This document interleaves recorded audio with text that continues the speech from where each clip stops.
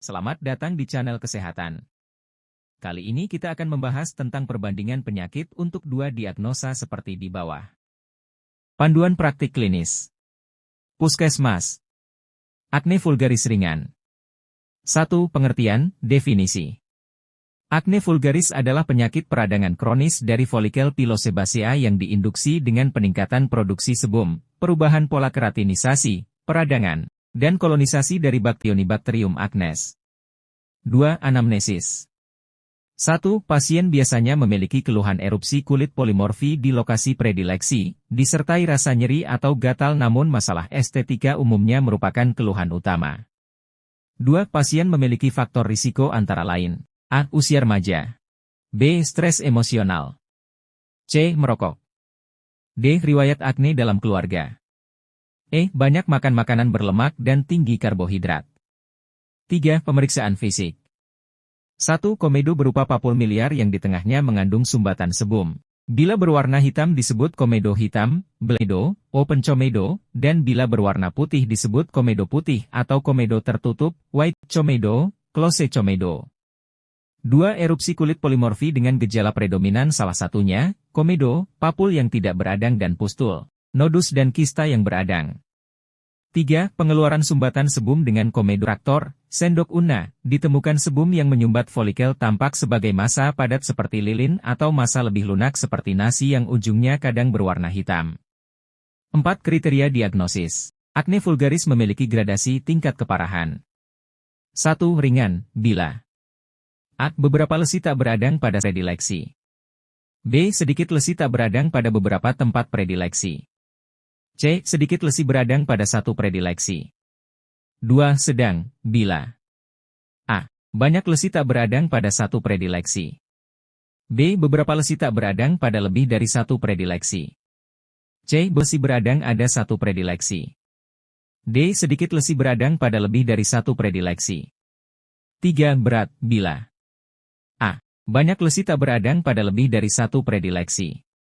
B. Banyak lesi beradang pada satu atau lebih predileksi. 5. Diagnosis kerja. Diag ditegakkan berdasarkan anamnesis dan pemeriksaan fisik.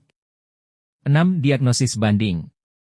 Erupsi acneiformis, acne venenata, rosacea, dermatitis perioral. 7. Pemeriksaan penunjang. Tidak diperlukan pemeriksaan penunjang khusus untuk pemeriksaan ini. 8. Penata laksanaan. 1. Obat topikal yang dapat diberikan, oksitetrasiklin 1% atau clindamycin fosfat 1%. 2. Antiperadangan topikal, hidrokortison 1 hingga 2,5%. 3. Sistemik. Pengobatan sistemik ditujukan untuk menekan aktivitas jasad renik di samping juga mengurangi reaksi radang, menekan produksi sebum. Dapat diberikan antibakteri sistemik, misalnya tetrasiklin 250 mg 1g hari, eritromisin 4x 250 mg hari. 9. Edukasi. 1. Menghindari terjadinya peningkatan jumlah lipid sebum dan perubahan isi sebum dengan cara A. Diet rendah lemak dan karbohidrat. Meskipun hal ini diperdebatkan efektivitasnya, namun bila pada anamnesis menunjang, hal ini dapat dilakukan. B. Melakukan perawatan kulit dengan membersihkan permukaan kulit.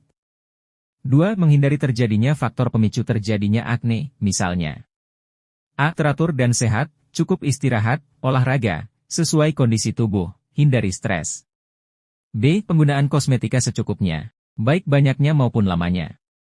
C. Menjauhi terpacunya kelenjar minyak, misalnya minuman keras, makanan pedas, rokok, lingkungan yang tidak sehat dan sebagainya. D. Mengpolusi debu, pemencatan lesi yang tidak lagi artis, yang dapat memperberat erupsi yang telah terjadi. 10 kriteria rujukan. Akne vulgaris sedang sampai berat. 11. Prognosis. Prognosis umumnya bonam. Akne vulgaris umumnya sembuh sebelum mencapai usia 30-40-an. 11. Referensi. Kementerian Kesehatan RI dan WHO. Buku Saku Pelayanan Kesehatan Ibu di Fasilitas Kesehatan Dasar dan Rujukan. Jakarta, Kementerian Kesehatan RI 2013, Kementerian Kesehatan Republik Indonesia, 2013, Tinea Corporis. 1. Pengertian, definisi. Tinea corporis adalah infeksi jamur dermatofita yang memiliki sifat mencernakan keratin di jaringan yang mengandung zat tanduk, misalnya stratum corneum pada epidermis pada bagian lain yang tidak termasuk bentuk 5 tinea di atas selain kulit dan rambut kepala, jenggot, daerah kruris, daerah genitokrural, kaki dan tangan dan kuku jari tangan dan kaki. Sumber penularan dapat berasal dari manusia, jamur antropofilik, binatang, jamur zoofilik, atau dari tanah, jamur geofilik. 2. Anamnesis.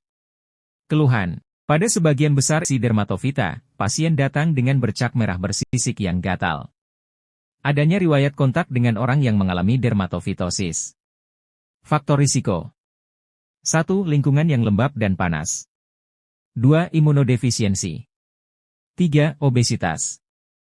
4. Diabetes mellitus. 3. Pemeriksaan fisik. Gambaran umum, lesi berbentuk infiltrat eritematosa, berbatas tegas, dengan bagian tepi yang lebih aktif daripada bagian tengah, dan konfigurasi polisiklik. Tinea corporis merupakan dermatofitosis yang bisa muncul pada seluruh bagian tubuh, selain kulit dan rambut kepala, dagu dan daerah kruris, daerah genitokrural, kaki dan tangan dan kuku jari tangan dan kaki. 4. Pemeriksaan penunjang. Tidak dapat dilakukan pemeriksaan mikroskopis. 5. Kriteria diagnosis. Diagnosis ditegakkan berdasarkan anamnesis dan pemeriksaan fisik. Bila diperlukan pemeriksaan penunjang. 6. Diagnosis kerja. Tinea corporis. 7. Diagnosis banding. Dermatitis numularis, pityriasis rosea, erythema annular centrifugum, granuloma annular. 8. Penata laksanaan. 1. Higiene diri harus terjaga. Pemakaian handuk, pakaian secara bersamaan harus dihindari. 2. Untuk lesi terbatas, diberikan pengobatan topikal, yaitu dengan antifungal topikal seperti krim miconazole atau ketoconazole yang diberikan hingga lesi hilang dan dilanjutkan 1-2 minggu kemudian untuk mencegah rekurensi. 3. Untuk penyakit yang terluas atau resisten terhadap terapi topikal, dilakukan pengobatan sistemik dengan Griseofulvin dapat diberikan dengan dosis 0,5 hingga 1 gram per hari untuk orang dewasa dan 0,25-0,5 gram per hari untuk anak-anak atau Oktober 25 mg kg BB hari, terbagi dalam dosis. B. Golongan azol, seperti ketoconazole, 200 mg hari, itraconazole, 100 mg hari atau terbinafin, 250 mg hari. Pengobatan diberikan selama Oktober 14 hari pada pagi hari setelah makan. 9. Edukasi. Edukasi mengenai dan cara penularan penyakit.